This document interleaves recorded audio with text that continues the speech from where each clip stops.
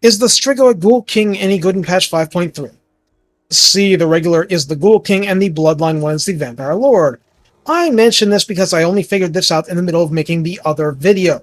So let's run quickly through what makes this one different and how it affects your choices, besides the lack of immortality before rank 20. Number 1 is cost. The regular has 25 dark magic less upkeep for an even 300 per turn. He has 400 less health for 5,376, still beefier than most of his peers on foot. Leadership is minus 10, which gives us 60. And that's it. That is to say, he still claws through metal, inflicts less total weapon damage than a typical vampire lord, has poison, melee attack 75 out of the pits, and all the other stuff is perfectly identical except for those things: leadership, health, and a bit of cost reduction. On a Terrorgeist, it's even better because there's no health reduction. You still do keep the 25 less dark magic for upkeep, and leadership is still 60 base, but otherwise it's the same goodness you get from the more advanced lord.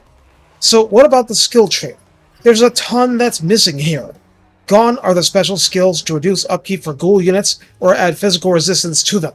Gone are these special perks to the Strigoi himself.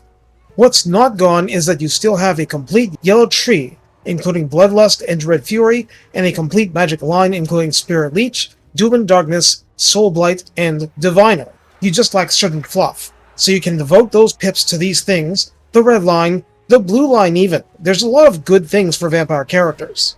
As for how you use the basic Strigoi, it's 95% like the other one. You just want to be a bit more careful about losing them.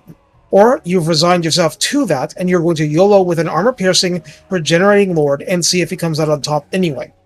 With no special synergies, you're absolutely not forced to take ghouls. You just have to remember that trash stack strategies reliant on Wind of Death are harder to do if you have no Wind of Death available. On the other hand, he's just as confident at healing troops with the Hex as the typical Necromancer. He just doesn't have the passive around him for that. Well, bring Corpse Curse if you have to. He's still going to smash stuff, but Vigor Replenishment makes his job easier. Other than that, it's farm, grind, munch on dwarf units, and get him to rank 20, and then everybody else better watch the skies. Take care, and have fun taking revenge on all the pretty vampires. Your success is your vengeance.